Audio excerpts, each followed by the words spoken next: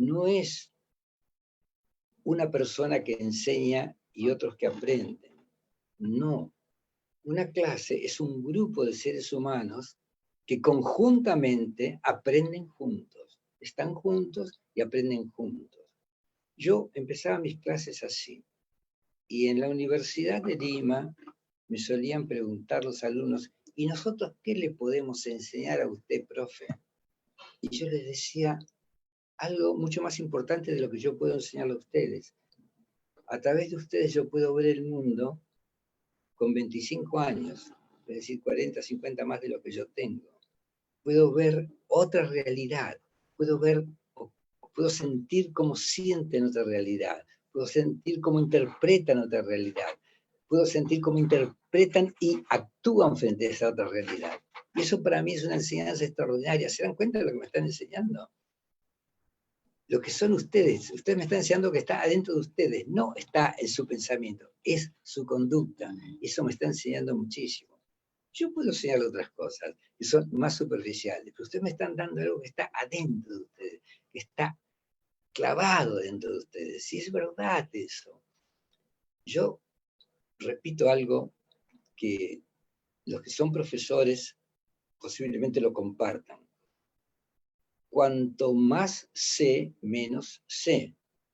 Miren, Descartes, el gran filósofo René Descartes, se dice en francés, Descartes decía, yo daría el 50%, el 100% de lo que no sé, por el 50% de lo que sé. Hoy decir eso sería una pedantería espectacular, no en la época de Descartes, que tampoco era una persona pedante, no en la época de Descartes, pero en nuestro tiempo, yo podría decir, puedo dar el 100% de lo que sé por el 1% de lo que no sé, el 1% de lo que no sé, y así, teniendo en mi conocimiento el 1% de lo que no sabía y ahora sé, en caso que se haga el cambio, me puedo pasear por todo el mundo como un sabio dando clases de mil cosas, porque el nivel del conocimiento hoy es gigantesco, es desmesurado, y son muchísimos los campos en los que uno no tiene ni siquiera idea que existen. Yo me di cuenta de esto, pero, es decir, tomé conciencia de esto como periodista, porque como periodista, el mismo día me tocaba entrevistar a un físico cuántico, es tan raro, a un físico nuclear como Modesto Montoya, a un jugador de fútbol, a un bailarín de ballet y a un médico de urólogo.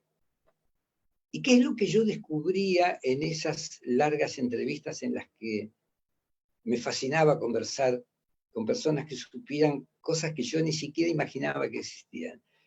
Me deslumbraba el entrar en campos del conocimiento que eran vastísimos y que yo, al no conocerlos, nada más que de nombre, no tenía la menor idea de lo vastos, de lo amplios, de lo grandes que eran esos campos. Es decir, cuanto uno más aprende, entra en más relaciones distintas con la realidad, y ve que hay otro tipo de actividades que uno ni siquiera conoce, ni siquiera de nombre.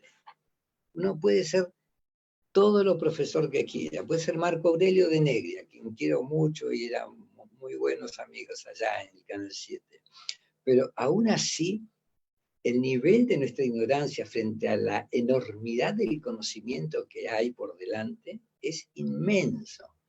Y en este momento preciso que estamos viviendo, eso se manifiesta porque, no sé ustedes, pero la mayoría de los profesores que no son profesores de medicina, no son médicos, no son biólogos, no son neurobiólogos, no son personas que conocen temas como los que se tratan en los diarios todos los días, diciendo esto pasa acá, este sí, este virus, este remedio es bueno, este remedio es malo. No podemos opinar. Es dramático tener un enemigo invisible por un lado y por el otro lado tener, y esto es muy importante porque demuestra una gran irresponsabilidad por parte de los médicos, tener médicos que opinan totalmente distinto con respecto al efecto de los medicamentos. Y eso es dramático. Eso es dramático. Si uno acude a un médico, el médico le dice, mire, tome esto porque esto le va a hacer muy bien por esto, y le da las razones. Y eso lo convence. Aunque el remedio no sea tan bueno, su convicción va a operar a partir de su cerebro de manera tal que el medicamento opere tal como se lo describió el médico. Está acá, está a estar convencido.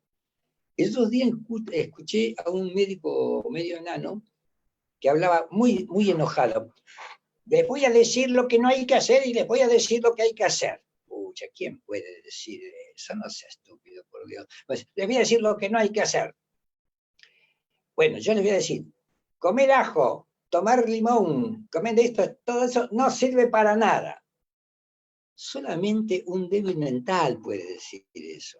Porque todo aquello en lo que nosotros creemos que puede tener efectos sobre nuestra salud, lo tiene. Es el cerebro el que determina eso, no somos nosotros. Es decir, si yo creo que comiendo ajo, yo hace más de 30 años que como ajo porque el origen de mi familia es el Piamonte, que es el norte de Italia, y la comida principal es el ajo. Y en los últimos 30 o 40 años me habré comido toneladas de ajo. Pero el hecho de que yo crea de que eso es bueno desde el momento que yo lo creo. Tengo que estar convencido, absolutamente convencido de que es bueno. Si estoy convencido, eso va a operar sobre mí de forma tal que yo voy a sentirme mejor.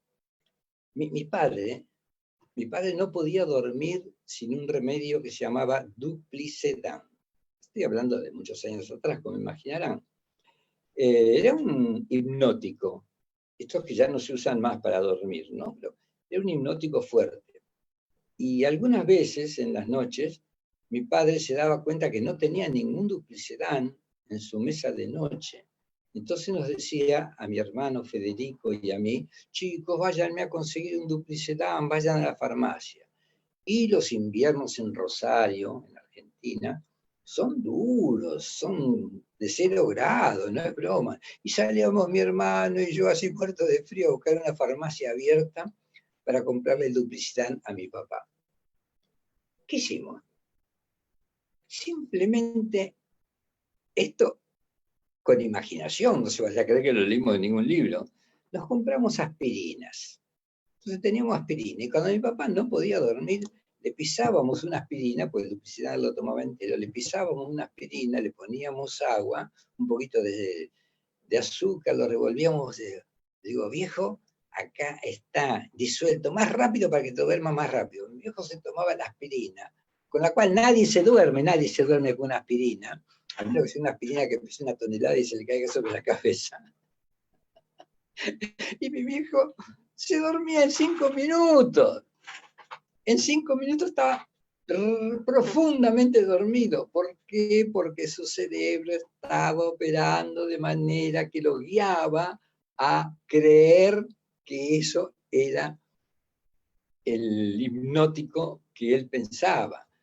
Ahora, si yo creo que algo me hace bien, si yo creo que el ajo me hace bien, que el limón me hace bien, no sé, tantos remedios estos naturales, me hace bien, porque el hecho de que yo crea que eso me hace bien, ya produce en mi cerebro neurotransmisores, que son sustancias químicas. Somos individuos químicos nosotros, pero tenemos sustancias químicas que ante la presencia de esos efectos que nosotros creemos buenos, empiezas a volcar sustancias que nos hacen relajar. Entonces, es muy malo que haya médicos que pontifiquen, esto sí, esto no, esto sí, esto no.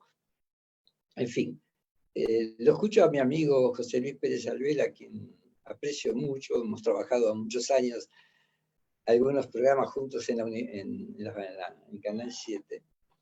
Y Pérez Alvela dice una cosa muy sabia. Dice, si el tipo cree que pasar el huevo, si pasar el cuy, qué sé yo, todas esas cosas, todas esas creencias que existen, ¿Tienen efecto? Bueno, tienen efecto. Desde el momento que uno lo cree, es el uno quien crea el efecto, ¿se entiende? Entonces, cuando uno le da a alguien un medicamento, lo que le tiene que decir, mira, esto es muy bueno, esto es muy efectivo, tengo varios amigos que lo han tomado, se han puesto muy bien y te va a hacer efecto. Claro, tiene que ser algo que tenga que ver, naturalmente no le voy a dar cianuro, ¿no? Porque lo mato. Pero tiene que ver con lo que yo, tiene que ver con la enfermedad y con lo que está pasando. Pero si yo le reafirmo, si tengo autoridad moral sobre él y le reafirmo que esto es bueno, que esto es positivo, que esto le va a hacer bien, le va a hacer bien.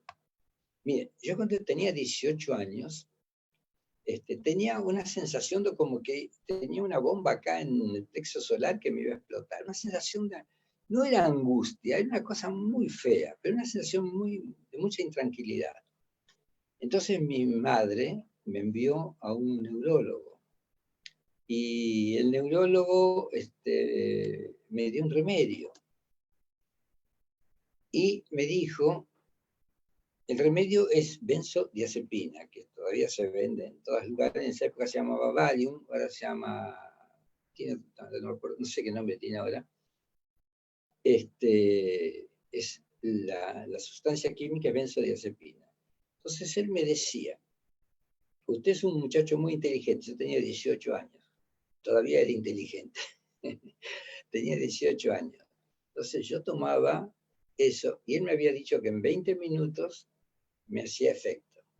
Yo tomaba y a los 20 minutos estaba plácidamente dormido, se me habían pasado todos los malestares, estaba tranquilo, relajado. Y después descubrí que es imposible que un medicamento ingerido por boca que va al torrente sanguíneo, tenga efecto en 20 minutos.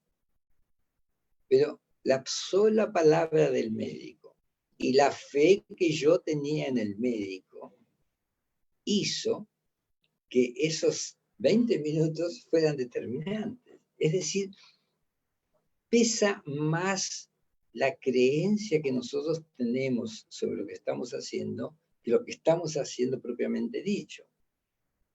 Tengo que creer en que esto me va a curar, pero si me lo digo así ya es otra cosa. Tiene que ser una cosa que nace de adentro, estar convencido de que es bueno.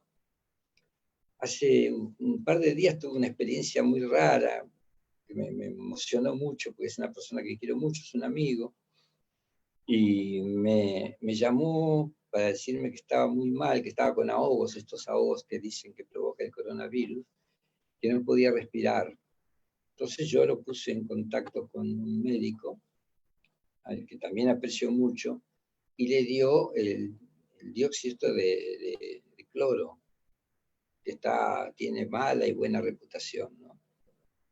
Y le dijo eso, el médico le dijo, no se lo dije yo. Y a la noche yo lo llamo a él, le digo, ¿qué tal? ¿Cómo estás? Bien, acá tengo lo que me dijo el médico, pero mi familia me dice que no lo tome porque leyeron en tal parte y en tal otra parte y en tal otra parte y que otro médico dijo que es muy malo, que es... Y me dice, ¿tú qué piensas? Y él, yo sé que tiene mucha fe en mí. Y yo me ponía en una situación muy difícil porque no soy médico, no puedo aconsejar sobre una cosa así. Pero sabía que él estaba muy mal. Y sabía que el poder de la mente es muy poderoso. Entonces le digo, no, te va a hacer un bien bárbaro, vas a ver, mañana vas a estar perfecto. Y me fui con una angustia enorme a la cama, realmente confieso que me fui con una angustia enorme. Pero a la mañana siguiente lo llamé y estaba fantástico porque creyó que ese medicamento que estaba ingiriendo, que no es malo, no puedo decirlo porque no soy médico, que ese medicamento que estaba ingiriendo era bueno, a él le hizo un efecto fantástico y lo llamé al segundo día, había vuelto a tomar y estaba mejor todavía. Es decir, muchas cosas no dependen de las cualidades que tengan para mejorar nuestra salud, sino que dependen de nuestra convicción sobre las capacidades que tengan para mejorar nuestra salud. Las emociones juegan un rol fundamental en nuestra vida. Las emociones son un poco nuestras dueñas y maestras. Tenemos que aprender a manejarlas. Tenemos que aprender a manejarlas. Yo tengo una gran capacidad de psicosomatizar. Psicosomatizar significa, escucho todo lo que hay del coronavirus y en menos de 20 minutos tengo todos los síntomas. Pero yo me conozco, yo sé que soy así, y me hace mucha gracia. Aparte, mis amigos que están ahí se matan de risa también porque me hace mucha gracia, sinceramente. Entonces, ¿qué hago? Tomo una dosis de benzodiazepina, que es un miorelajante muscular, en 5 minutos, en 5 minutos, en 45 minutos, esta vez sí, el tiempo más o menos establecido, entre 45 minutos y 1 hora, estoy perfecto, se pasaron todo. Es psicológico. Y si uno tiene medios de comunicación que están diciendo todo el día, estamos mal, estamos peor, vamos a seguir así, y pareciera que se solazaran dando malas noticias con cifras de muertos, y bueno, es muy difícil que nos curemos. Yo hasta había pensado, si pudiera haber una ley que dijera, por una semana vamos a dar buenas noticias. No vamos a mentir, pero vamos a dar buenas noticias. Estamos mejorando, el coronavirus está disminuyendo lentamente, aunque sea uno menos, pero lentamente, pero eso quiere decir que se está yendo, es decir, introducir en la convicción de la gente que las cosas pueden cambiar. Y estoy seguro que podríamos tener una vida muchísimo más sana, muchísimo más estable, muchísimo más feliz incluso, que la que tenemos cuando estamos todo el tiempo pensando que el vecino, la persona con la que nos cruzamos en la calle, puede estar enferma y puede contagiarnos. ¿Me explico? Puede contagiarnos. El coronavirus existe, sí existe, claro que existe. Pero también existe algo que sería la respuesta al coronavirus, que es el sistema inmunológico. El sistema inmunológico es muy, muy, muy poderoso. Y ese sistema se refuerza cuando nosotros creemos en él porque bota las sustancias químicas que nos van a proteger. Si yo no creo en eso, si yo tengo mucho miedo, lo que va a botar mi cerebro no va a ser la sustancia química que rechace al coronavirus, sino va a ser otra sustancia química que se llama la hormona del estrés, que es el cortisol. No sé si han oído hablar, cortisol, hormona del estrés. Entonces, si yo incorporo la hormona del estrés, mis defensas se desinflan. Y al desinflarse mis defensas, yo quedo en manos de ese bichito feo que se llama coronavirus. ¿Se entiende? Es decir, puedo crear desde mi cerebro una actitud positiva o una actitud negativa, pero está aquí, está en el cerebro. Puede ser lo negativo o lo positivo. Si creo una actitud positiva, es decir, mi cuerpo tiene las defensas necesarias, y si tomo esto me va a fortalecer y voy a estar fantástico, sí, pero si pienso, me va a atacar, bajan mis defensas, triunfa el cortisol, que es repito, es la hormona del estrés, y ahí nos fregamos. Pero eso es así. Esto es neurociencias. Hace tiempo que se viene trabajando sobre las neurociencias. Y todas estas son realidades que han sido descubiertas en los últimos tiempos, pero que ya hace siglos venían hablando, porque no se sabía nada del cerebro. Nada. Aristóteles, que no era ningún sonso, era un gran tipo, creía que el cerebro servía para enfriar la sangre. Es decir, la sangre era caliente hasta que llegaba al cerebro. Y ustedes saben una cosa, yo cuando lo leí por primera vez, me sentí un poco desilusionado, porque para mí Aristóteles era Aristóteles, como para cualquiera de ustedes, Aristóteles, no es broma, ¿no? Ha sido un hombre que ha pensado muy profundamente, que ha tenido aportes muy importantes para la humanidad. Y tiene razón, porque miren esto, escuchen bien esto. Nosotros, cuando yo les pregunto, ¿cómo se llaman ustedes? A ver si me ven, ¿me están viendo completo? Si yo les pregunto, ¿cómo te llamas? Y yo digo, yo me llamo Guillermo. No digo, yo me llamo Guillermo. Yo me llamo Guillermo. ¿Por qué digo así? Porque las neuronas vinculadas a la emoción, que son las que manejan primordialmente nuestra conducta, están en el corazón. No solamente las neuronas están acá, las neuronas están en el corazón. Hay una ligación directa entre el cerebro emocional y el corazón. Y hay 80.000 neuronas en el corazón. Entonces, cuando yo me defino a mí mismo, cuando yo hablo de mí, lo que hago es tocarme el corazón. ¿Se entiende? Yo soy Guillermo. No digo yo soy Guillermo, porque en un momento yo pensaba, cuando empecé a estudiar esto de neurociencia, cuando yo me defina, tendría que decir yo soy Guillermo. Pero ni siquiera se me pasaba por la cabeza, porque estamos predeterminados por eso. No, está acá. La emoción está en el corazón. Y eso hace que mucha gente pueda morir de un infarto cuando tiene un disgusto enorme. Cuando tiene un disgusto enorme, una persona puede tener un infarto. ¿Por qué? Porque es el centro de las emociones. Y no solamente hay neuronas acá, sino que hay neuronas en todo el aparato digestivo, y hay neuronas en el sistema inmunológico. Es como si tuviéramos varios sistemas inmunológicos o varios sistemas pensantes, es decir, con neuronas, las neuronas son las células que piensan. Entonces, podríamos, si logramos articular todo eso, vamos a estar muy bien. Cuando yo me siento mal, si yo pienso, fíjense, les voy a dar una fórmula, esta es muy divertida. Yo, aparte de haber leído mucho sobre neurociencia, he vivido mucho tiempo fuera del país, de mi país, digamos. Hace 40 años que vivo en el Perú, pero he trabajado en África, he trabajado en Medio Oriente, y he estado con algunos maestros hindúes muy interesantes. Y si usted se siente mal, ¿sabe lo que tiene que hacer? Cambiar su respiración. Aunque esto parece una cosa muy simple, cambia su respiración. Está probado, piénsenlo, está probado que cada respiración cada emoción tiene una respiración que le corresponde. Si yo estoy enojado, ¿no?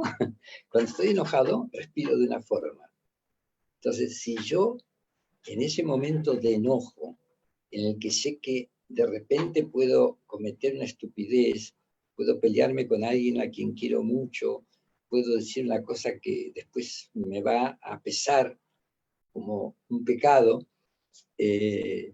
lo trabajo, eso pasa inmediatamente, porque al cambiar la respiración, cambia la calidad del oxígeno que llega al cerebro y por lo tanto cambia el estado de ánimo. Entonces hay que aprender a cambiar la respiración. Como usted quiera. Esto lo aprendí en Kriya Yoga, pero al aprenderlo en Kriya Yoga hacemos el juramento de no enseñarlo. Podemos decir lo que es, pero cada uno tiene que adaptarlo a sus características personales.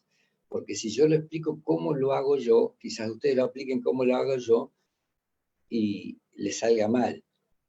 Hay una técnica que solamente los grandes maestros de yoga pueden enseñar, pero sí les puedo decir con toda naturalidad que si ustedes cambian la respiración, cambian el estado de ánimo. Y van a ver cómo, sin tomar ninguna pastilla, sin tomar ningún medicamento, van a sentirse muchísimo mejores. Y otra de los viejos remedios de la sabiduría oriental son los mandalas, los mandalas también. Pero repetir una frase, por ejemplo, ¿no? El om de los. ¿Ustedes han experimentado con el om? Om. Cuando uno hace om, traten de hacerlo, van a ver que todo su cerebro vibra. Y toda esa vibración significa un cambio en el cerebro. Entonces, si uno está muy deprimido y logra, a través de la vibración que producen estas palabras repetidas, es impresionante cómo cambia. Es curioso, pero así como las religiones occidentales, el cristianismo, el judaísmo, se ocupan del futuro y de la sociedad y del infierno y del cielo, el budismo, el taoísmo y las religiones orientales se ocupan de la salud del ser humano. Le enseñan a respirar, le enseñan a meditar, le enseñan la paciencia, en fin, no se preocupan por decirle no hagas esto ni hagas lo otro, simplemente le enseñan a manejar su propio cuerpo. Y hay un libro muy divertido, muy entretenido, que yo se lo recomiendo. No es un libro absolutamente científico, aunque lo sea, que es el libro tibetano de la vida y de la muerte. Es entretenidísimo, es un libro fantástico, porque ahí uno encuentra cómo los budistas, el budismo nace prácticamente en el Tíbet, cómo los budistas pueden manejar hasta su muerte desde el cerebro. Esto es cierto, entró una patrulla de China al Tíbet. Entró al Tíbet para detener a un viejo maldito que vivía en una cueva, que era una seta, y que era religioso. Y como para ellos la religión era el opio de los pueblos, entonces había que detener a ese viejo. Entonces lo detiene al viejo, y el viejo tan tranquilo como si le hubiesen dicho, mañana va a haber sol, ¿no? Y lo suben a un caballo y se lo llevan al cuartel general chino, donde será encerrado en una cárcel. Y él va cantando todo el viaje va cantando. Canta, canta, canta. Y cuando llegan, todos se bajan, dan esas cosas, y el viejo sigue sentado en el caballo. Y nadie dice, pero tráiganlo a ese viejo, hay que encerrarlo. Estaba muerto. Estaba muerto. Había decidido morir. Ahora, ahí estamos entrando en otro campo, ¿no? Ahí estamos entrando en otro campo. Lo que pasa es que en estos pequeños encuentros como los que estamos practicando ahora, la idea no es tanto transmitir cosas, sino transmitir inquietudes, buscar en otros campos del conocimiento respuestas a todo aquello que nos angustia, a todo aquello que de alguna manera no nos deja vivir como quisiéramos vivir. Y hay muchísimas historias de esta naturaleza, muchísimas historias de esta naturaleza. Y lo que es importante para aquellas mujeres que son madres y aquellos hombres que son padres, todo lo que nosotros le decimos a nuestros hijos en los primeros años de vida se graba en el inconsciente. El inconsciente maneja después el 95% de nuestra conducta. Es decir, que el 95% de nuestra conducta está manejada por los mensajes que el niño recibió desde que nació hasta que fue ya casi un adulto. Entonces tenemos que tener mucho cuidado con eso y tratarlos con mucho amor y por sobre todo estimulando sus capacidades. Cuando un niño hace un dibujo y se lo muestra, uno dice, qué hermoso dibujo, pero qué lindo que es, cuéntame qué es, a ver qué es, y entonces el niño te va a contar lo que es, vas a encontrar que hay una imaginación fantástica, y dice, mañana me haces uno más lindo, y todo eso va desarrollando la capacidad del niño para crecer, pero uno crece cuando tiene autoestima, Y la autoestima la fundan básicamente papá y mamá.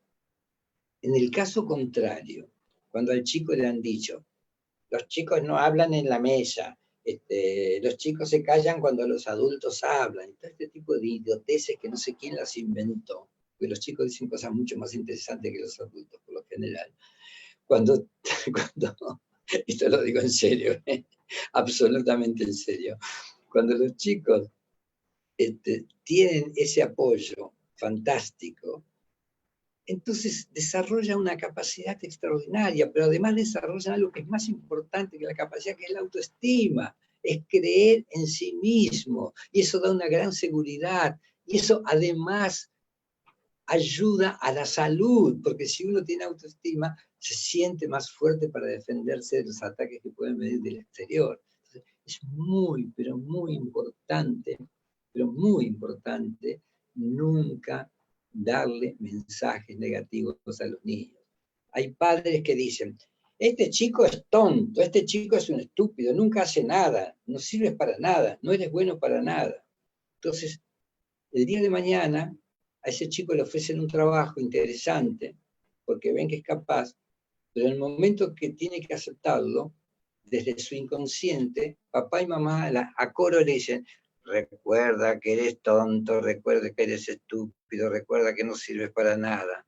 Todo eso está grabado, todo lo que ustedes le dicen a sus hijos durante la infancia está grabado, está clavado en el inconsciente. Y cuando ellos tienen que reaccionar para hacer frente a una situación, reaccionan en función de eso que han recibido de niños. Entonces lo que hay que hacer es estimularlos, decirles que lo que ellos dicen está bien, y si está equivocado se lo explican, cuando el chico está equivocado se lo explican.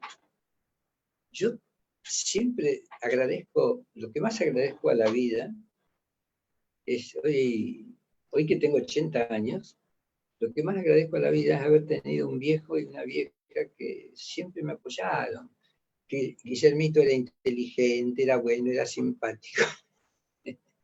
Eran puros elogios. Es fantástico, no te hace pedante, no te hace egocéntrico, pero te reafirma la autoestima. Nadie se vuelve pedante porque le digan que es lindo, bueno y amoroso.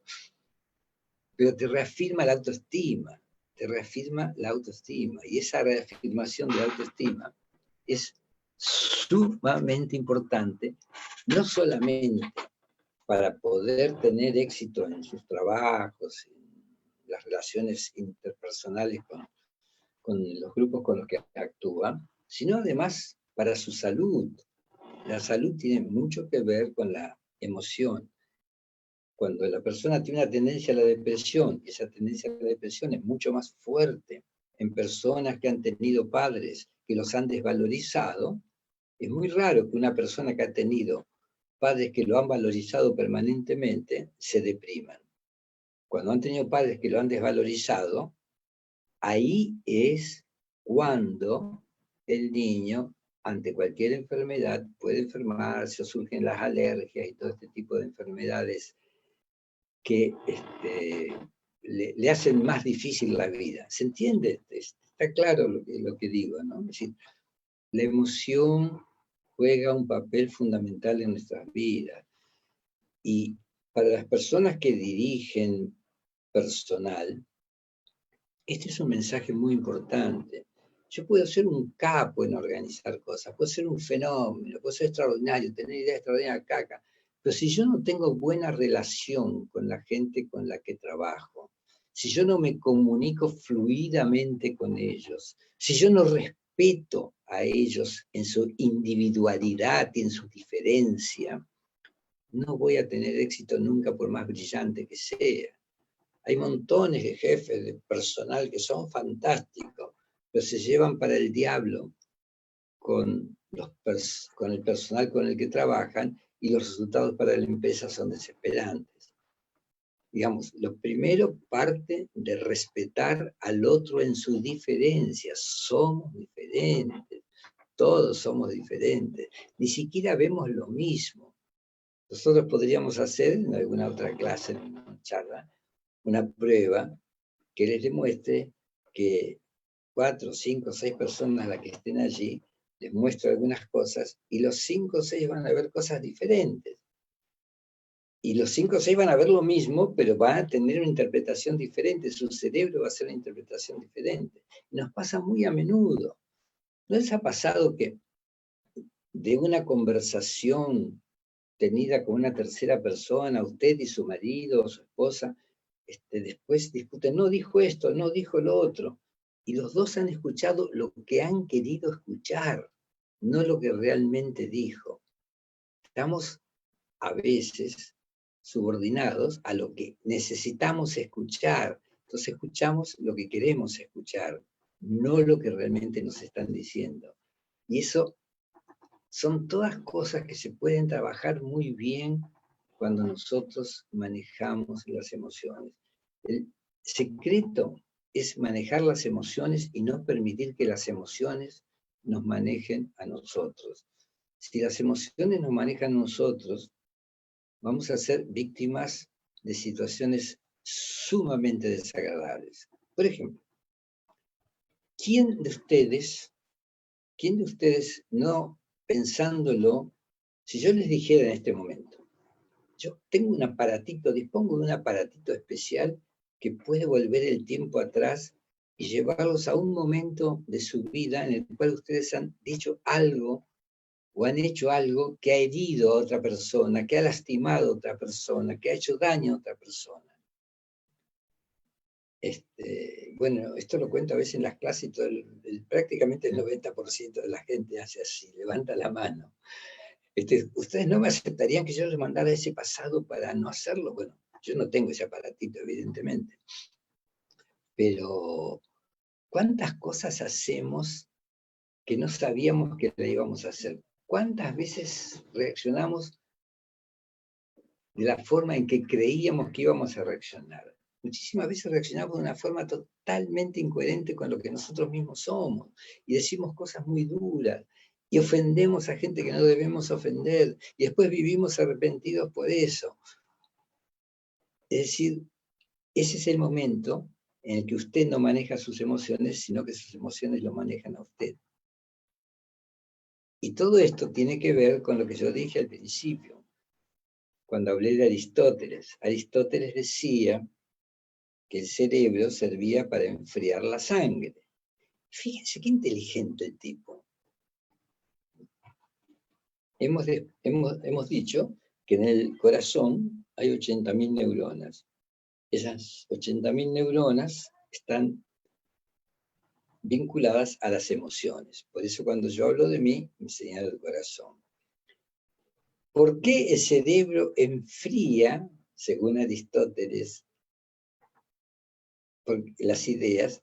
Es porque la emoción, cuando pasa por la razón, porque acá está la razón, en esta parte del cerebro, está la razón, y cuando la emoción pasa por la razón, uno es mucho más equilibrado. ¿Por qué voy a hacer esto? ¿Qué me va a producir esto? ¿Qué derivación puede tener esto que yo diga en este momento? ¿No es cierto? Entonces, cuando yo paso mi emoción por la razón, se enfría. Y eso es lo que decía Aristóteles en el fondo. No era ningún sonso. Para mí, esa es la interpretación que yo hago, no es una interpretación general. Pero el tipo sabía que si uno pensaba las cosas, no reaccionaba violentamente. ¿Cuántas veces hemos reaccionado violentamente y después nos hemos arrepentido? No me digan que no lo han hecho nunca porque no les creo.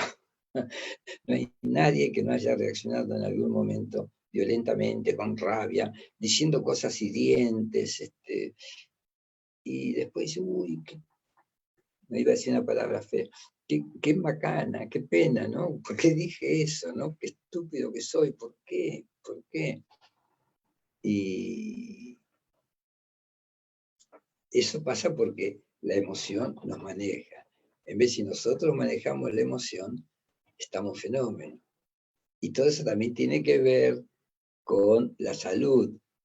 Si yo tengo una emoción positiva con respecto al medicamento que voy a tomar y estoy convencido que el medicamento me va a hacer bien, ese medicamento me va a hacer bien. Yo no hablo de medicamento en particular porque no soy médico, pero si yo creo que me va a hacer bien, y para creer yo en eso, tengo que creer en el médico que me lo dijo. Miren, fíjense, yo les contaba que tomaba la benzodiazepina a veces, que es un calmante, y mío relajante se llama, los que relajan los músculos. Y yo tenía 18 años y estaba muy nervioso, sentía como que tenía una bomba en la panza, acá en el plexo solar, y me iba a explotar en cualquier momento. Entonces mi vieja me mandó a un neurólogo, y el neurólogo conversó mucho conmigo, simpatizamos mucho, empatizamos, tuvimos una relación muy agradable. Y me dijo, vos sos un pibe inteligente, me dijo así en Argentina, ¿no? Vos sos un pibe inteligente. Dice, vos tomás esta pastilla y te va a hacer efecto en 20 minutos, 25 minutos te hace efecto. Y yo compré esa pastilla y cada vez que sentí esa sensación de bomba atómica que va a explotar en mi estómago, me tomaba esa pastilla y en 20 minutos me hacía efecto. ¿Ustedes creen que algo que uno toma por la boca y que va al torrente sanguíneo y que después tiene que llegar al cerebro puede hacer todo eso en 20 minutos? No, imposible. Pero en mi caso lo hacía, porque yo creía que lo hacía. Después me enteré que tardaba una hora y me dio una rabia. Me dio muchísima rabia porque me retardaba el tiempo en el que yo me sentía mal. Pero se entiende, son las creencias las que determinan muchas veces nuestra conducta. ¿Se entiende eso? Eso es fundamental. Y otro hecho importante que tiene mucho que ver, que lo mencioné al principio, que tiene mucho que ver con esto del coronavirus, es lo gregario. Nosotros durante millones de años hemos vivido en los árboles. Ahí hemos adoptado una forma de cuerpo que es parecida a la que tenemos ahora, solamente que ahora andamos en 2 pies, andamos en 4. Pero tenemos una columna vertebral que es una maravilla, que tiene una capacidad de hacer cosas maravillosas. Es así bien ágil esta columna vertebral. Y nosotros hemos recibido esa formación física de nuestra estada en los árboles. Y después, una vez que hemos bajado a tierra, hemos vivido en cuevas. Y escuchen bien, pues esto es muy interesante, hemos vivido en cuevas. Entonces, mientras estábamos en la cueva, estábamos tranquilos. No había violencia en general. ¿Por qué? Porque no había miedo. El miedo estimula la creación del cortisol. Y el cortisol es la hormona del estrés, entonces te lo agudiza. Entonces, el único lugar en el cual nosotros estábamos a salvo de los peligros del mundo exterior, porque vivían animales mucho más poderosos que nosotros en torno a nuestra cueva, el único lugar que estábamos a salvo era dentro de la caverna. ¿Y cómo estaba iluminada la caverna? Con fuego. Por eso cada vez que queremos festejar algo, prendemos una vela. Cada vez que queremos festejar un cumpleaños, el primer beso, lo que fuere, prendemos una vela, ¿no? El día del matrimonio. Cuando alguien cumple años, prendemos velas. Y cuando salimos de excursión y nos sentamos en torno al fuego, contamos cosas que no contaríamos si no estuviera el fuego. El fuego juega un papel fundamental en nuestras emociones. ¿Por qué?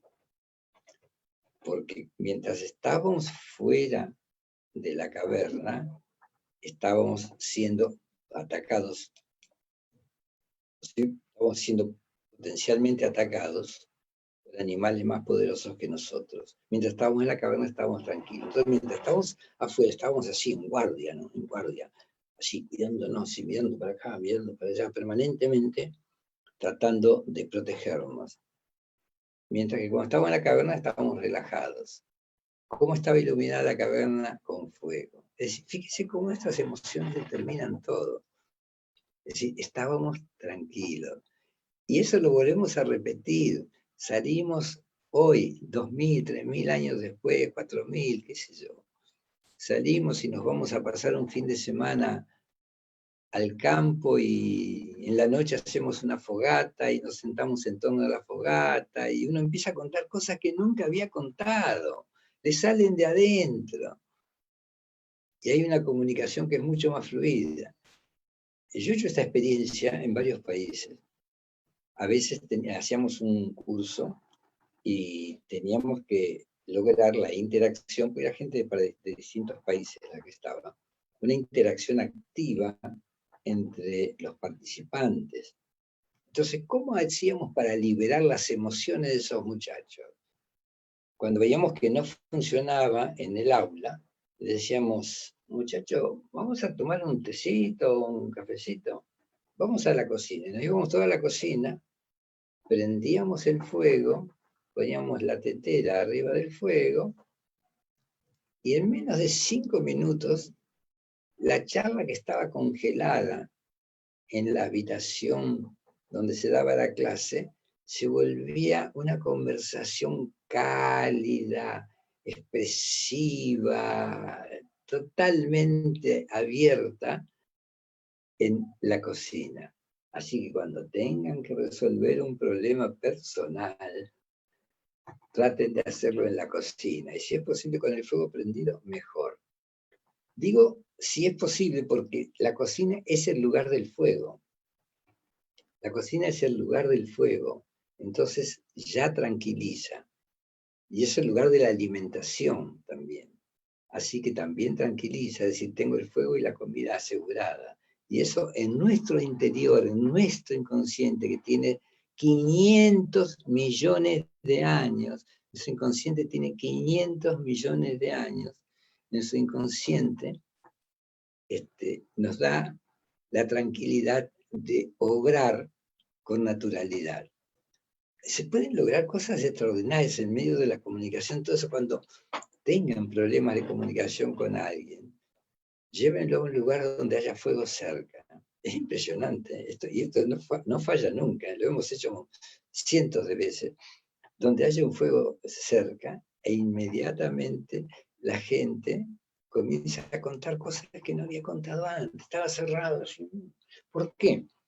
Porque afuera, nuestra parte más antigua del cerebro, que se llama cerebro de reptil, que tiene 500 millones de años, que es un cerebro, el cerebro original, que es el mismo cerebro que tenían los dinosaurios y que hoy tienen las víboras, los camaleones, las lagartijas, todos estos animales que se parecen prehistóricos. Ese cerebro no tiene emociones, ni tiene memoria, entonces no tiene nada que contar, ni tiene nadie que querer. Y así se reproducían los reptiles. Los reptiles no tienen vida amorosa. Un reptil no invita a otro reptil a tomar una Inca Kola. Los reptiles copulan, se reúnen y copulan. Chao, si te he visto no me acuerdo. Bueno, acá también pasa a veces eso, ¿no? Si te he visto, no me acuerdo. No tengo nada que ver contigo.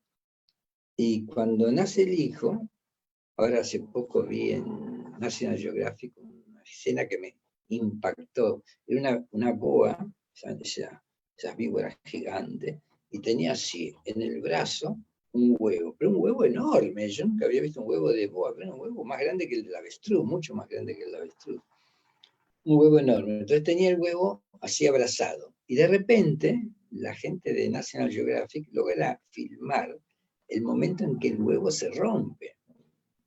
Es decir, el momento en que el hijo de la víbora sale, rompe el huevo, sale como una estampida y no dice chau mamá, ni qué lindo huevo, ni qué bien la pasamos, nada, se va para siempre, no tiene ningún vínculo. ¿Por qué?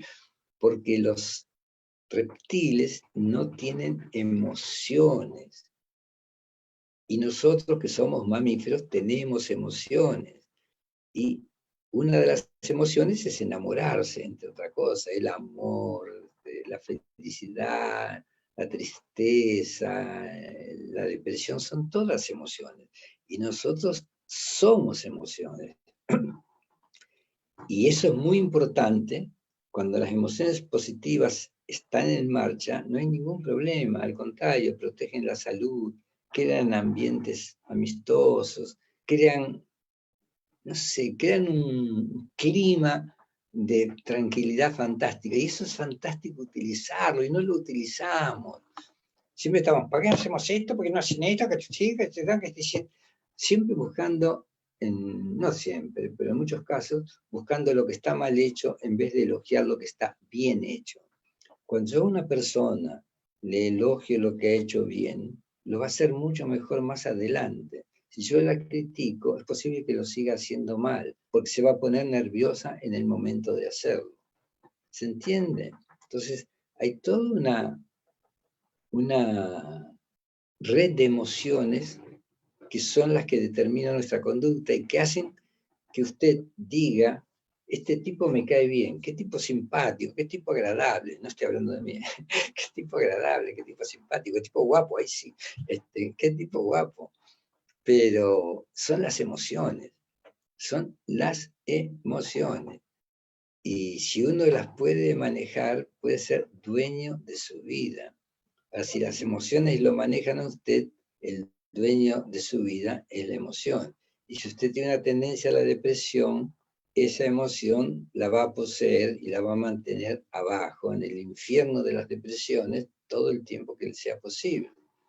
Y todo eso tendrá que asistir a un psicoanalista, hacer un montón de trámites con especialistas en cuestiones vinculadas al cerebro, para poder salir de esa emoción que la tiene atrapada.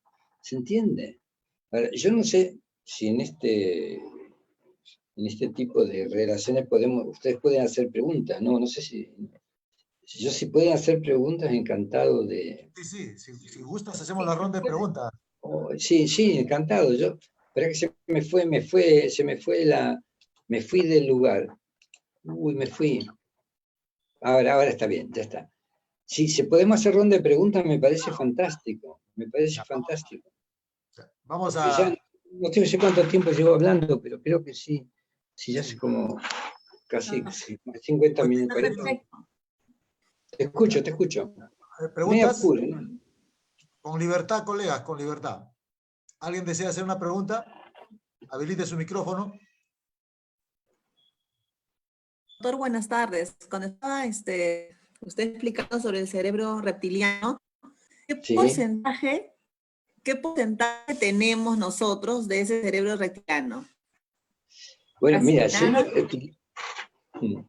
el porcentaje no te lo podría decir exactamente, pero el cerebro reptiliano tiene 500 millones de años. 500 millones de años. Y lo tenemos en funcionamiento permanente siempre, en cada situación de peligro. Por eso, de ahí viene el miedo a hablar en público.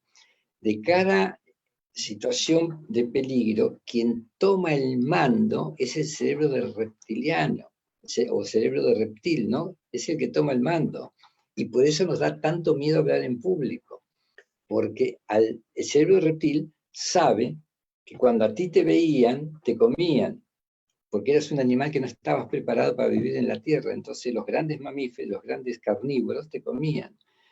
Entonces está dispuesto a escapar siempre. Es bien interesante. Ahora, el porcentaje no sé, pero que cuando está en una situación de peligro, el 99% es el cerebro reptil.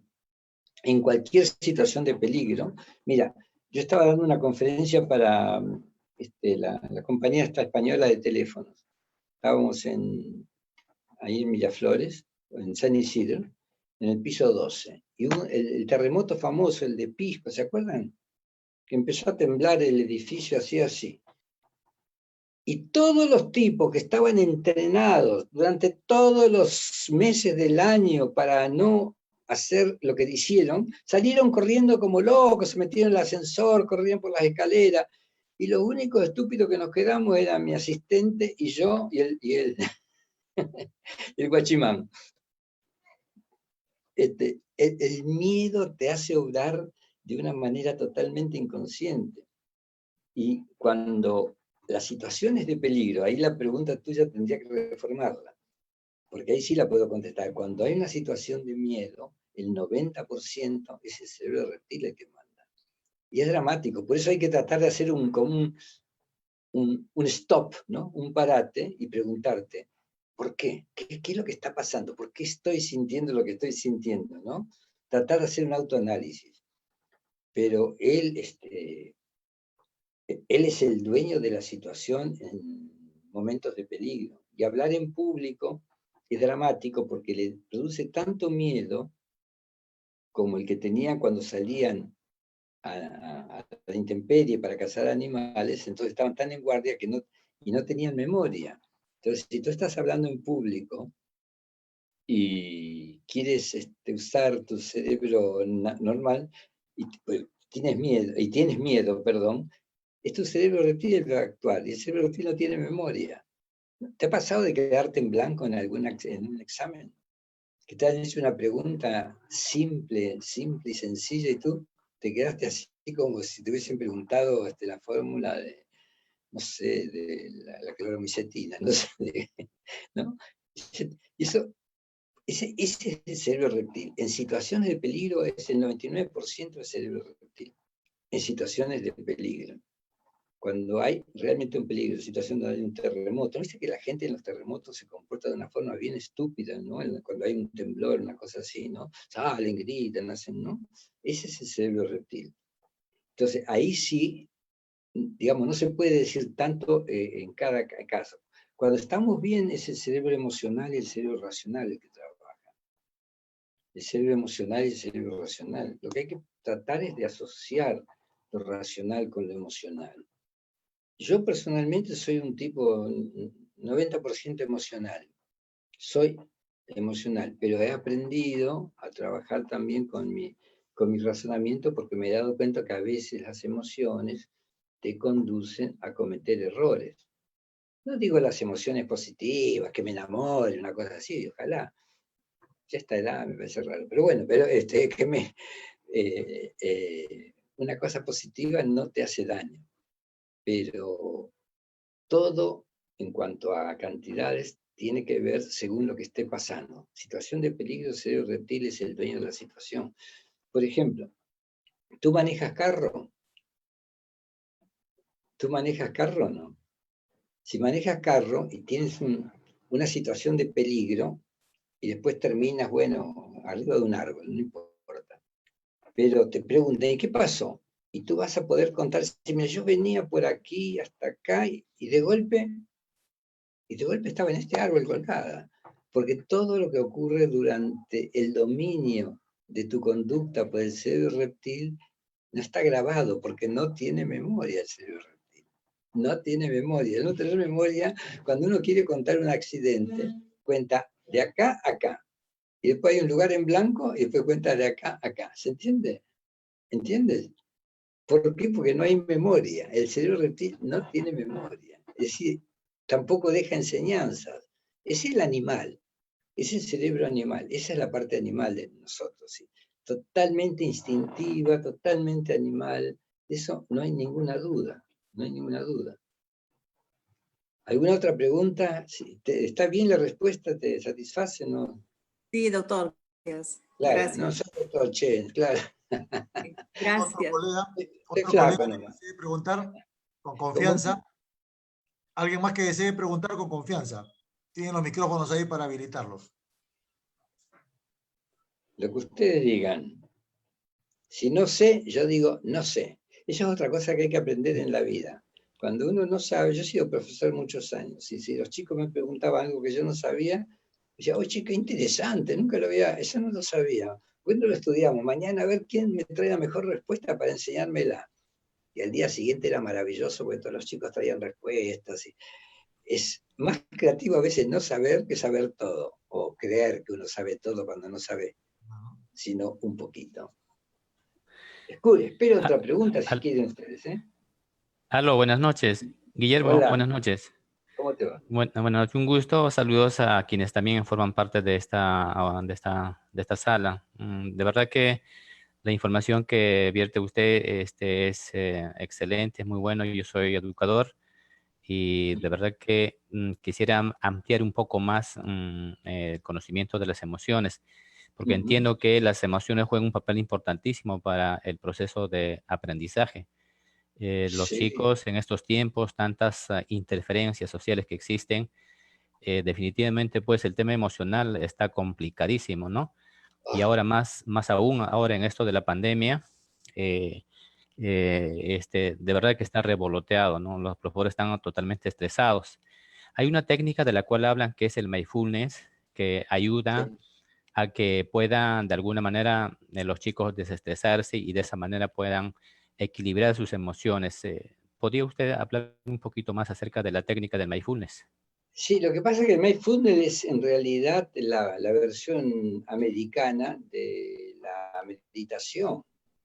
Y la Ujú. meditación es bien compleja, la meditación es muy compleja. Es decir, para meditar hay que tener un maestro, un gurú que te guíe.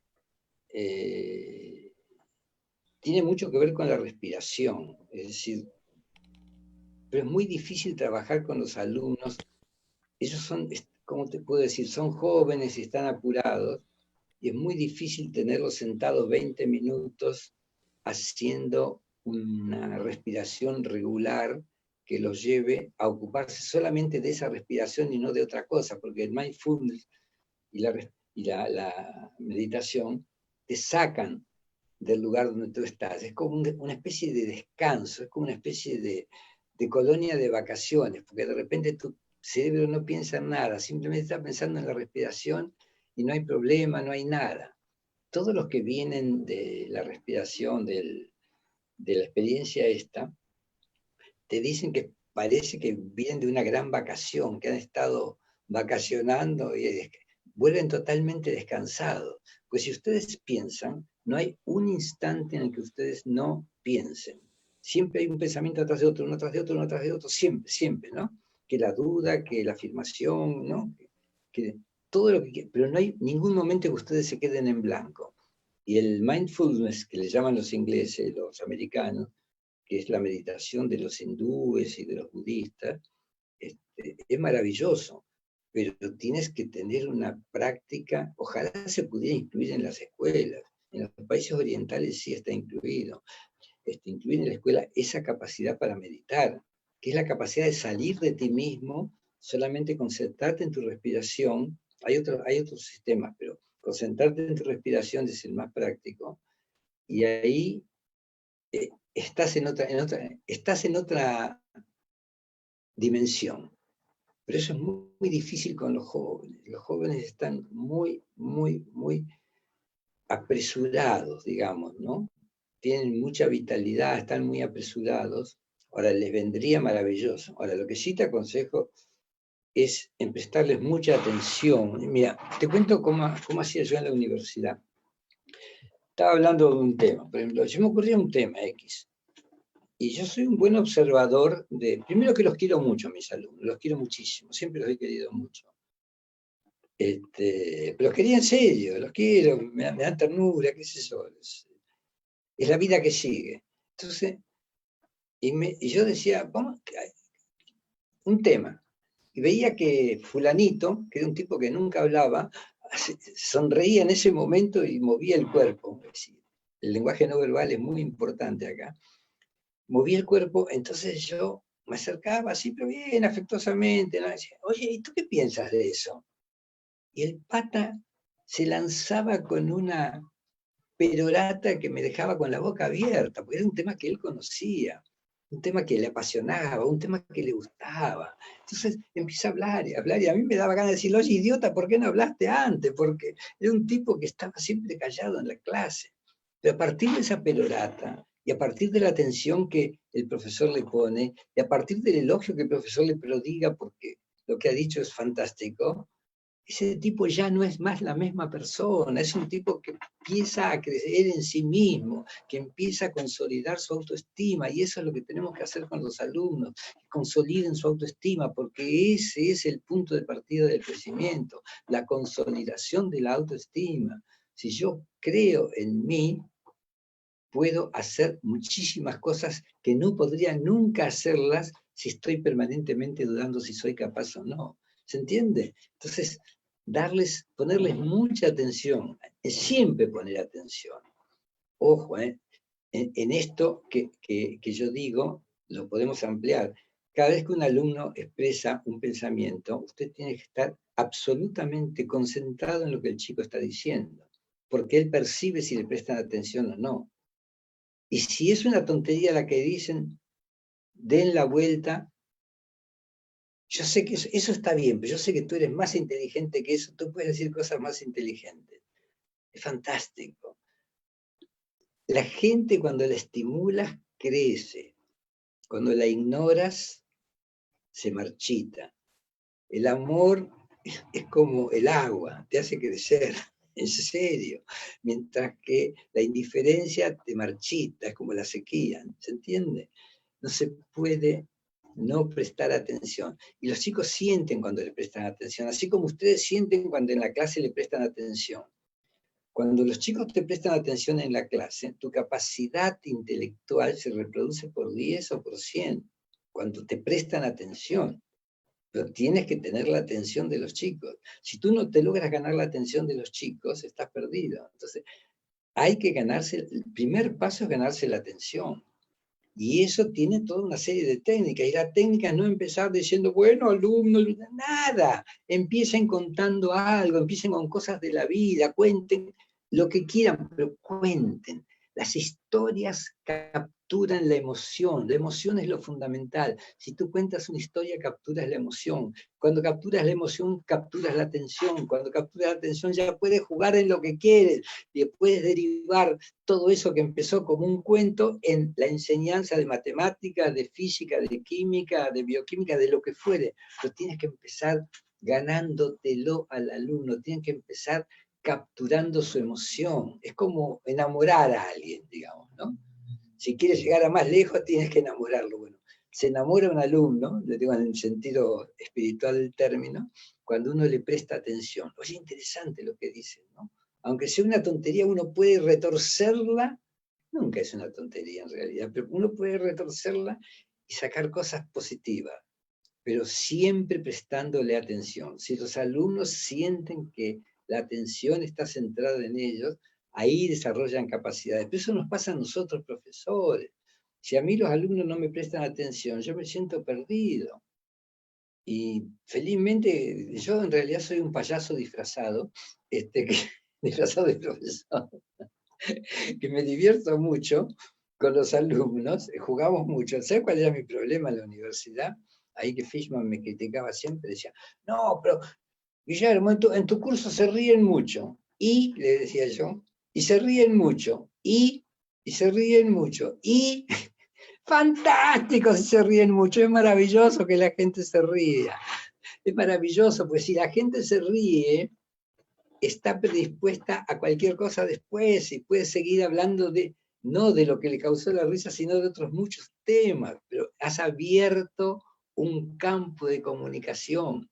Fíjate, nosotros en los cursos que damos, los normales, no estos, filmamos a la gente. Entonces, en un momento dado, el pata que está hablando muy nervioso, de golpe cuenta algo gracioso y la gente se ríe. Y yo siempre le pregunto, ¿qué sentiste cuando la gente se rió? ¿Y sabes cuál es la respuesta que me da todo el mundo? Sentí una gran libertad. Porque la risa es un permiso, la risa es un permiso que tú le estás dando. Y no tiene nada de malo que la gente se ría. Yo sé que, mira, discúlpenme, el miedo a que la gente se ría o se divierta es inseguridad de los profesores, nada más, nada más. A mi clase han venido profesores de otras clases a ver si había algún profesor, porque nos reíamos mucho. Pero nos reíamos porque a mí también me hacía gracia lo que decían. Pero no es que perdiéramos el tiempo. Estábamos aprendiendo, pero nos reíamos porque los ejemplos que ponían o que poníamos eran divertidos. ¿Explico? Tienes que ganar la atención de la gente. Si tú capturas la atención de la gente, tu cerebro se va a ver estimulado para funcionar a mayor velocidad y con mayor fluidez. Y es muy importante. Siempre que dos cerebros se encuentran en una interacción, entonces, si esa interacción está plagada de emociones positivas, la comunicación va a ser muy profunda. Por ejemplo, yo daba cursos en desamparados. ¿Se acuerdan de desamparados que había el ministerio había puesto en la ex estación y daban charlas de literatura? Y a mí me invitaban para que contara de los libros que había leído, qué sé yo. Entonces yo iba y empezaba a hablar de un libro. Y por ahí algún tipo me interrumpía 2 o 3 veces. Yo al principio decía, ¿por qué este tipo me interrumpe tanto? Y después me di cuenta, porque necesita atención. Entonces, a la segunda vez ya, cuando ya estaba más canchero, le digo, oye, qué interesante lo que dices, muy interesante, aunque no fuera una cosa interesante en absoluto. ¿Por qué no me esperas a la salida y seguimos conversando? Y ya hay el tipo que se siente reconocido, ya no molesta más. Y el alumno que se siente reconocido participa más. Y puede ser que no moleste más, porque a veces molesta cuando no se siente reconocido, pero que se sientan reconocidos, que sientan que son parte de, y que pueden aportar cosas importantes. Todos podemos aportar cosas importantes. Y hoy con los cambios en el mundo, cualquiera de los chicos es mejor con la computadora y con los teléfonos estos celulares y todas estas máquinas rarísimas de las que estamos rodeados hoy, son mucho más efectivos que nosotros, ¿sí o no? No me digan que ustedes son más cancheros que sus alumnos, a menos que sean profesores de este tipo de cosas. Los chicos nos dan vuelta 3 veces con eso, 3 veces, a mí 5. A mí 5 veces me dan vuelta con eso, ¿no? Estaba en la UPC y me decían, yo pasaba lista, todo se hacía con computadora. Chicos, ¿y ahora qué hago? Apriete F10. Y yo agarraba y apretaba la F10. Y los chicos se reían a carcajadas. Decían, profe. Pero es fantástico cuando tú creas un nivel de interacción en que el alumno siente también que te puede decir cosas, que te puede ilustrar en cosas en las que él está más ilustrado que tú, porque hoy con los cambios tecnológicos los chicos están más capacitados. Es la primera vez en la historia de la humanidad que los chicos le pueden enseñar a los viejos. Es verdad, es verdad. Yo sé que a la gente adulta no le gusta que le digan eso, pero es verdad, yo soy más adulto que ustedes, que yo tengo 80 años, caramba. Entonces, a mí me parece maravilloso. Yo le tengo más confianza a un chico de 5 años que a mí cuando tengo algún problema en la computadora. Han estado acá los hijos de mis amigos, y yo decía, oye, ven un ratito, chico de 6, 7 años, oye, tengo este problema. Así, tío, ti, hacían 3, y me resolvían el problema. Y yo estaba con la cabeza así. ¿Es verdad o no es verdad? Los chicos manejan la tecnología mucho mejor que nosotros, porque la parte del cerebro que tiene que ver con la tecnología, nosotros nunca la hemos desarrollado, porque no existía esa tecnología. Ellos la tienen súper desarrollada. ¿Cómo puede ser que escriban a esta velocidad? ¿Cómo puede ser que escriban? ¿No les da envidia que los chicos escriban a esta velocidad? Con estos 2 dedos, que son gordos, enormes. Yo cada vez que quiero hacer esto, bueno, no se entiende nada, escribo un jeroglífico, lo mando a Egipto para que después me lo descifren. Es decir, tienen otras capacidades. Entonces, ¿por qué no servirnos de las capacidades? Habiendo tantas diferencias por los cambios habidos en el mundo, ¿por qué no servirnos de esas distintas capacidades para enriquecernos ambos? Sin competencia, tú sigues siendo el profesor, tú sigues siendo la persona que dirige la clase, pero hacerlos participar, hacerlos que enseñen, que intercambien puntos de vista sobre las cosas que ellos saben, todo este tipo de cosas que tienen que ver con la comunicación son maravillosos los chicos. Te digo, pues, cuando trabajaba en la televisión, trabajaba con gente joven, y yo no sé, yo los he respetado muchísimo. Yo no decía una palabra mientras ellos me enseñaban, ¿no? Y yo era la estrellita, ¿no? El tipo que aparecía en la tele. Pero los que sabían eran ellos, montones de cosas. Entonces, eso también hace falta un poco de humildad de parte nuestra, ¿no? Yo creo que todos aprendemos de todos. Bueno, otra pregunta. Vamos, colegas, pueden Gra- preguntar. Gracias, gracias, Guillermo. ¿De Claro, muy acuerdo? claro su participación. Muchas gracias. Bueno, eso es un agradecimiento más que una pregunta, así que yo te pregunto, ¿por qué me agradeces? No, gracias a ustedes por escucharme. Yo no, a mí me gusta trabajar cara a cara con la gente, ¿no? Podemos conversar mucho, hay tantas cosas por aprender. Creo, un poco, quiero volver al principio, creo que sabemos mucho menos de lo que creemos saber. Creo que hay un mundo que está cambiando a una velocidad delirante y nosotros no estamos acompañando, los más viejos, no estamos acompañando esos cambios. Tendríamos que tratar de hacerlo porque eso, y esta es una buena información, prolonga la vida. La vida de un ser humano, escuchen bien esto, es de un mamífero, nosotros somos mamíferos, el tiempo de crecimiento multiplicado por 6. El tiempo de crecimiento entre nosotros es de 0 a 20 años. Si lo multiplicamos por 6 son 120 años. Es decir, que cualquiera de nosotros puede llegar a los 120 años. Y si ustedes no me creen, pongan en internet Mankato, en el estado de Minnesota, el monasterio de Mankato está administrado por monjas que tienen 120 años. La madre superiora tiene 105 años y dicta clases. La hermana portera tiene 105 años y le abre la puerta y cierra la puerta a los invitados.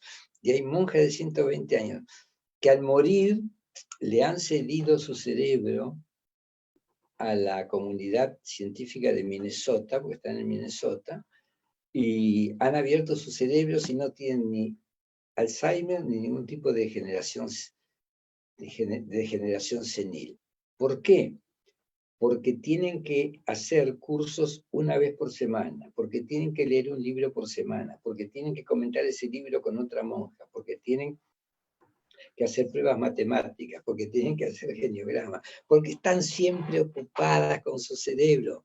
Si a eso le agregas la oración, que es una forma de contacto con uno mismo, o con la eternidad, o con lo que cada uno crea, no importa eso, pero que es una forma íntima, sí, podemos hasta vivir más. Lo que pasa es que vivimos enojados a veces con nosotros mismos, con la vida, y nuestras emociones producen un desgaste.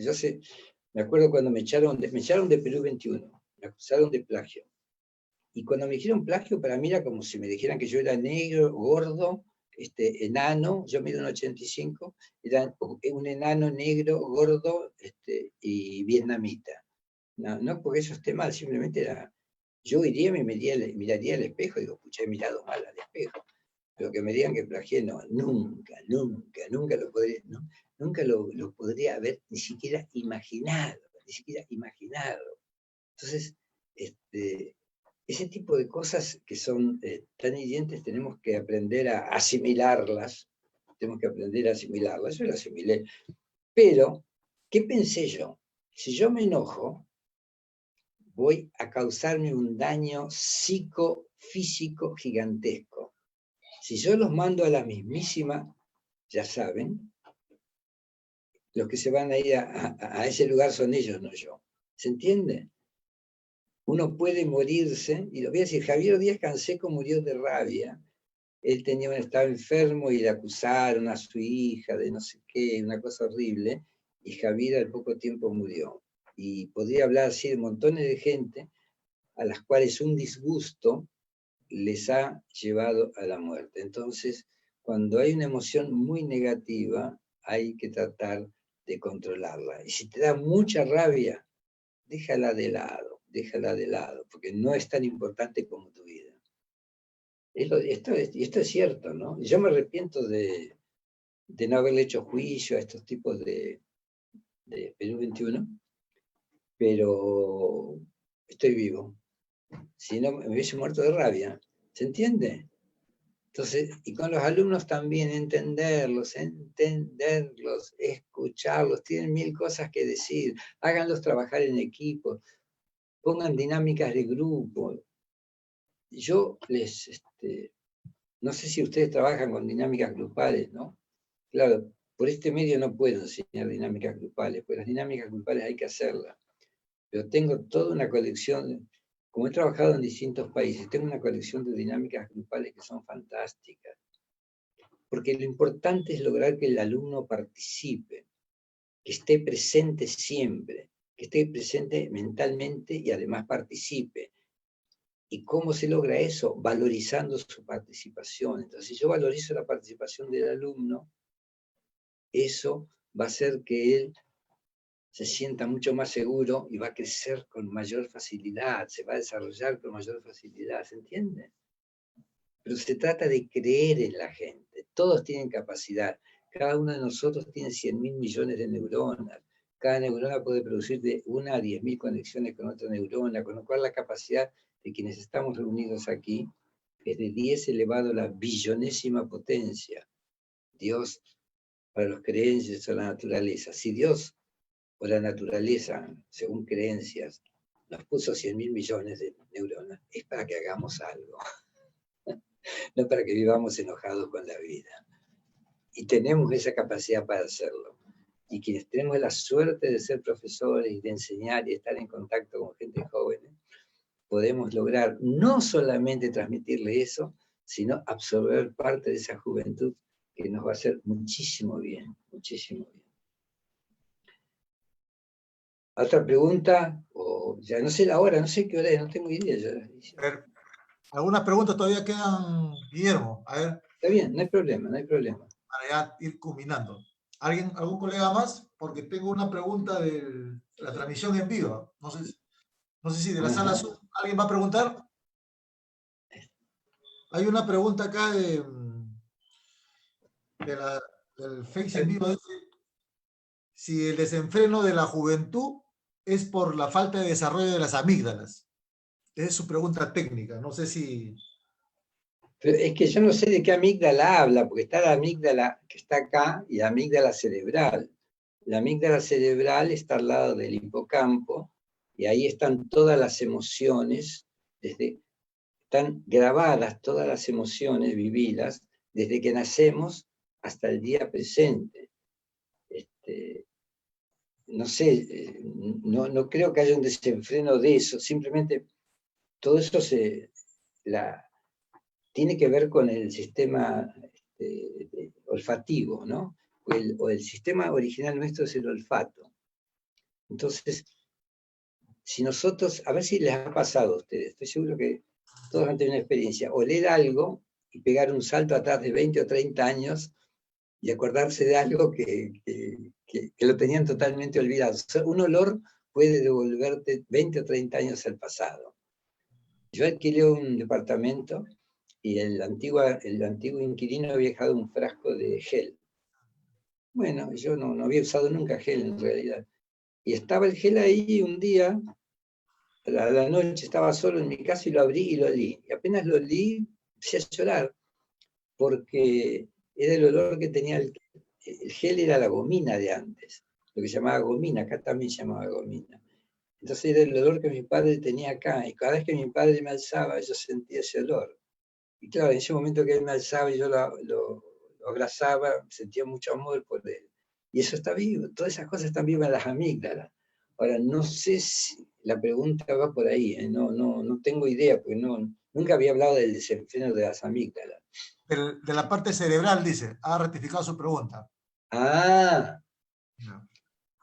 Bueno, sí, el problema es cómo, digamos, el problema sería en este campo, más que de la parte de todo el cerebro, de las emociones. Si tú no tienes control de tus emociones, puedes hacer cualquier barbaridad. Cualquier barbaridad. Si tú te dejas arrastrar por tus emociones, puedes hacer cualquier barbaridad. Lo importante es aprender a manejar las propias emociones. De eso se trata. Y eso no es una cosa que se logre de hoy para mañana, pero tampoco se lo enseñan en la escuela, nunca se lo enseñan en la escuela. No hay No hay profesores que enseñen estas cosas. Si tú a los chicos les enseñas a manejar sus emociones, van a madurar con mucho más prontitud y con mucho más equilibrio que si nunca les explicamos nada de eso. Sí, a veces el desenfreno, y el desenfreno tiene mucho que ver también con las necesidades. Si tienes un montón de necesidades que no son respondidas por tu familia, a veces acudes a la droga o eso, y ahí sí hay un desenfreno cerebral. La droga es un enemigo dramático. La droga suplanta la falta de amor, de cariño. La droga es la madre instantánea. ¿Saben lo que es el Nescafé? Café instantáneo. La droga es la madre instantánea. Te sientes mal, te tomas un traguito de Nescafé y se te pasa, ¿no? Te tomas la droga que has elegido y se te pasa. Pero cada vez te hace falta más droga para mejorar. Y llega un momento en que estás completamente esclavizado a la droga y no puedes hacer nada sin la droga, que termina matándote, y muy joven, por supuesto, ¿no?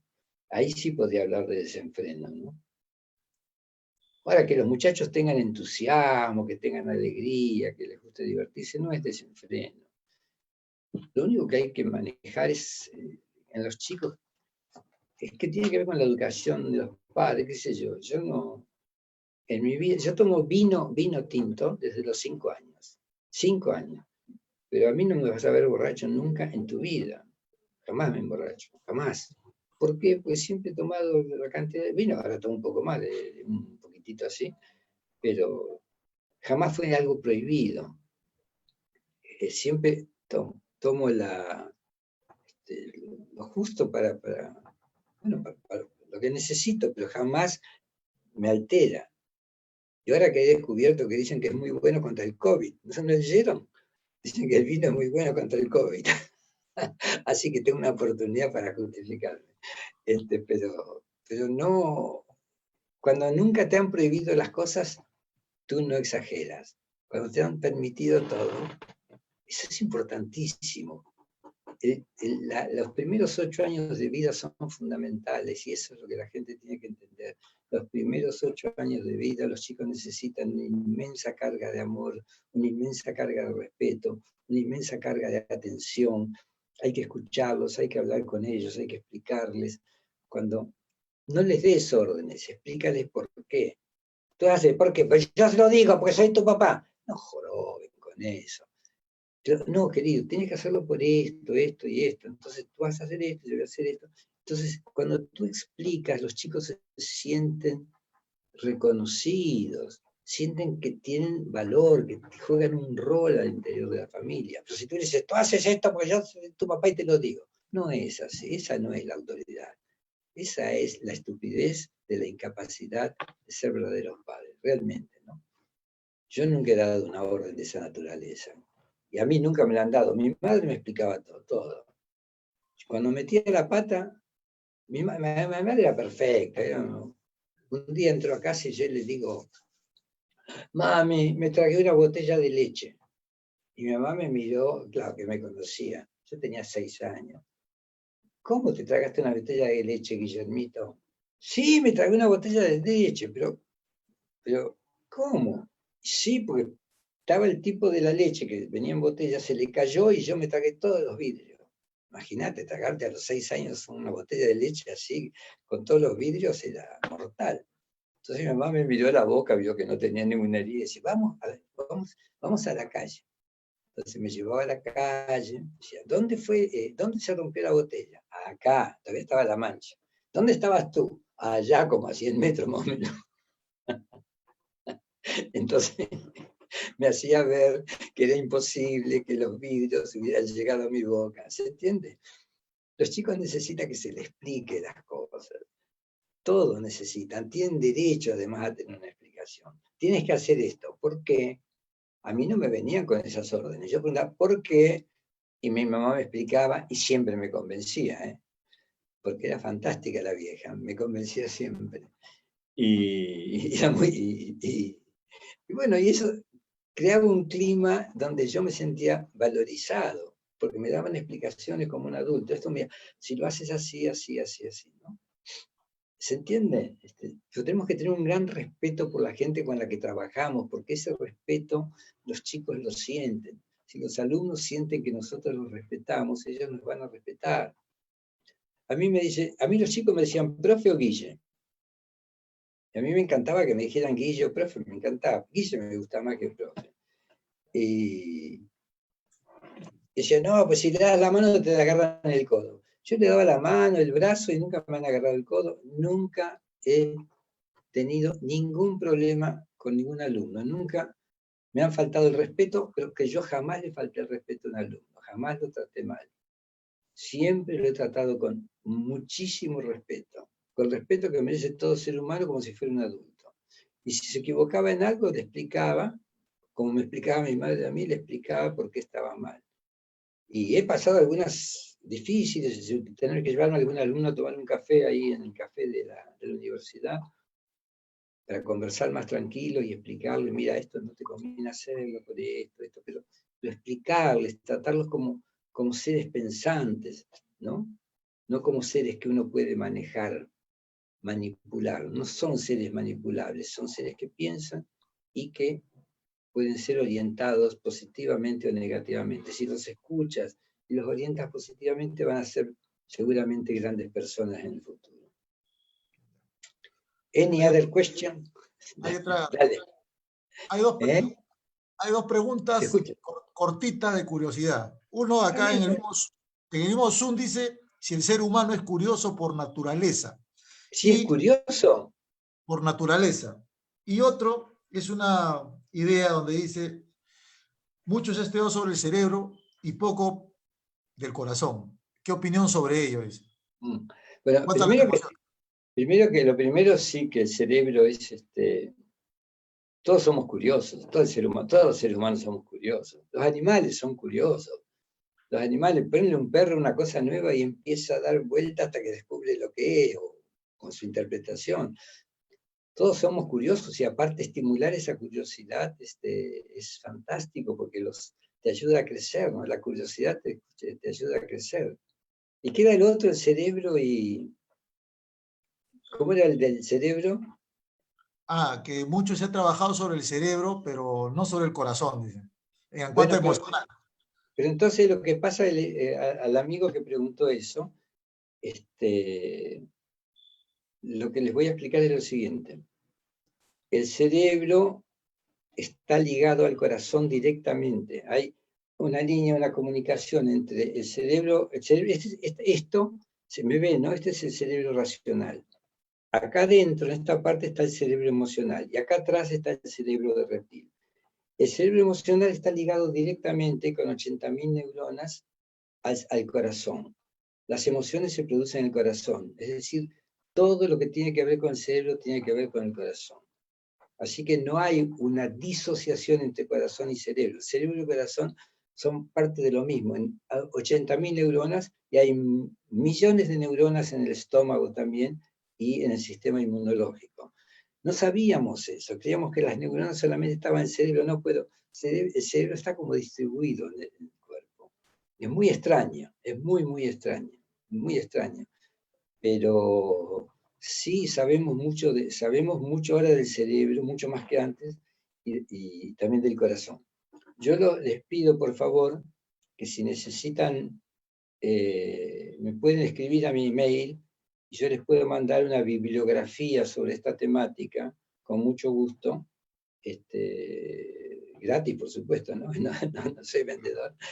Les puedo mandar una bibliografía con muchísimo gusto, y para que si les es útil, ¿no? Si les es útil. Y... ¿Cómo? Dime, ¿alguno más de la sala para ir zanjando este tema? Porque hay dos preguntas todavía del Face. ¿Alguien va a preguntar de la sala para darle prioridad? Sí. Aló, sí. Gracias. Tal vez se ha querido referir el anterior que preguntó. El tema es de que en estos tiempos, lamentablemente, pues la educación se ha direccionado solamente al desarrollo de la parte cognitiva. Entonces nos obliga a nosotros, a los maestros, a que creamos de que los estudiantes, pues, como van a lograr notas sobresalientes, 18, 19, Entonces, ellos van a triunfar y van a ser felices en la vida, pero no nos enseñan a que nuestros estudiantes, o no nos dan las herramientas a nosotros los maestros para que podamos de alguna manera pues desarrollar la parte emocional. Entonces, ¿el resultado cuál es? El resultado es de que, por ejemplo, en mi colegio, ¿no? Los 3 últimos años, muchas chicas se han suicidado. Entonces, ¿por qué ha pasado esto? Simplemente porque no han sabido gestionar sus emociones. Y nosotros los maestros no nos hemos sentado un momentito para poder aprestarlos, para poder sensibilizarlos en el lado emocional, para que puedan aprender a manejar sus emociones, porque obviamente hay diferentes problemas ahorita en la sociedad. Las chicas vienen con, yo trabajo en un colegio de mujeres, y entonces ellas vienen con N problemas al colegio. Entonces, creo que eso es importantísimo. Yo creo que en estos tiempos la educación también de alguna manera debería establecerse de repente como un curso, así como las matemáticas, así como la biología, así como, bueno, en este caso, en este tiempo de ciencia y tecnología, también debería haber un curso sobre las emociones. Y ahí yo creo que sí, de alguna manera podríamos ayudar a que las chicas, los chicos puedan mejorar sus emociones, podrían aprender a gestionar sus emociones. Entonces, como una forma de repente de poder analizar esto, ¿no? La educación en nuestros tiempos pues está siendo direccionado. No sé qué podrías decirme al respecto, Guillermo. No, estoy de acuerdo con lo que cuentas, es terrible, terrible, doloroso. Lo que cuentas es dramático, terrible, doloroso y cierto además, ¿no? Que la educación está direccionada hacia lo cognitivo exclusivamente, también es verdad. Pero tenemos que tener una nueva generación de profesores que entiendan. Pero fíjate, pero mira, te voy a dar un ejemplo. Ni siquiera hoy los médicos, con esto del coronavirus, se ponen de acuerdo sobre qué es importante. Les contaba al principio que un médico decía que el ajo no sirve, que el limón no sirve, que no sé cuántas cosas que son parte de la naturaleza y que sirven realmente además, no sirven como remedio. Simplemente no sirvan como remedio, no son remedios. Pero si tú se lo dices a la gente que está consumiendo ajo, está consumiendo limón, está consumiendo quión y todas esas cosas, le destrozas todo el pensamiento mágico que tenía en torno al bien que eso le hacía. Y que no era tan mágico, era un pensamiento real, eso es cierto, eso es cierto. Ahora, entonces, con respecto a lo que tú decías, yo creo que hay que trabajar mucho con dinámicas grupales. Las dinámicas grupales están destinadas a hacer que todo el mundo participe.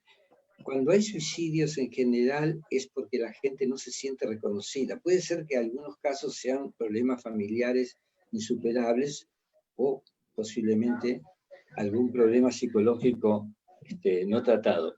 Pero cuando la gente no se siente reconocida, no se valoriza, es cuando decide poner fin a su vida. Entonces, con las dinámicas grupales se logra un grado de integración extraordinario, pero no hay clases de dinámicas grupales en las escuelas. Nosotros damos un curso de antioratoria e inteligencia emocional, bueno, cuando se podía dar cursos todavía, y hacíamos unas dinámicas grupales. Mira, les cuento una, estábamos en Brasil, con la gente de Paulo Freire, estaba en Brasil estamos trabajando en una zona que se llama Campinas, que mitad es rural y mitad es citadina. Entonces había gente del campo y gente de la ciudad. Eran como 200 participantes. Y llegó un pata que se llamaba Renato. Y Renato, lo voy a decir en portugués porque es más gracioso. La palabra falar es hablar. Y cuando llegó Renato, dijo: eu não gosto de falar, não. Eu não falo, eu não gosto de falar. A mí no me gusta hablar. Yo no hablo. Y lo sometimos a las dinámicas grupales, que son fantásticas. Las dinámicas grupales son fantásticas. Y en los últimos días le tuvimos que poner un bozal a Renato para que se callara, pues no podía dejar de hablar, no podía dejar de hablar. Todos tenemos necesidad de hablar, todos tenemos necesidad de comunicarnos, pero todos tenemos necesidad de ser escuchados. Entonces muchos de los suicidios tienen que ver con la indiferencia de sus compañeros, pero a partir de dinámicas grupales bien organizadas, se puede lograr una interacción que es sumamente sana, sumamente sana. Te lo digo, he hecho esta experiencia de este tipo en muchos países, y los resultados son siempre fantásticos. Nada mejor que eso. Pero también puede haber culpa de los padres, evidentemente, una familia que no lo reconoce. Puede haber algunos casos. Pero es dramático que una criatura, un adolescente con toda su vida por delante se suicide, es para llorar realmente, ¿no? A mí me produce dolor, me produce mucho, mucho dolor, pero está muy bien tu interpretación, ¿no? Y la idiotez de la educación cognitiva, Colón llegó en 1492. La gente no tiene un cuerno. Yo cuando empecé, estaba trabajando en la San Ignacio de Loyola, pero los chicos eran medio mal, la educación no había sido muy buena, ¿no? Entonces les decía, San Martín y Colón vivieron en España, ¿se conocieron? Una pregunta, pero preguntas anónimas, no tenían que poner el nombre, no era un examen, simplemente era anónimo, pues yo tenía que saber lo que yo sabía. Y la gente decía, sí, sí, seguramente se han cruzado alguna vez. Hay 400 años de diferencia entre San Martín y Colón. Hay 400 años de diferencia. No tiene la menor idea, ¿no? ¿Te das cuenta? No tiene la menor idea de ese tipo de cosas. Entonces, ¿no? Tenemos que prepararnos para una educación diferente, para una educación que les interese a los chicos, que tenga que ver también con estos cambios tecnológicos, que los haga participar de las transformaciones del mundo, que los haga entender el respeto por la naturaleza, por ejemplo. Yo creo que hoy tendríamos que tener escuelas donde hubiese árboles. Hay cosas que uno puede aprender de la naturaleza. Ustedes saben que se hizo una experiencia con árboles, de un montón de árboles, y en el medio eran pinos, y en el medio pusieron un pino, pero lo aislaron. Ese pino le pusieron tierra común, no le llegaba el agua. Y el pino creció igual que todos. Entonces habían hecho un sistema para ver qué pasaba, para abajo. Todos los árboles dirigían sus raíces hacia el pino que necesitaba.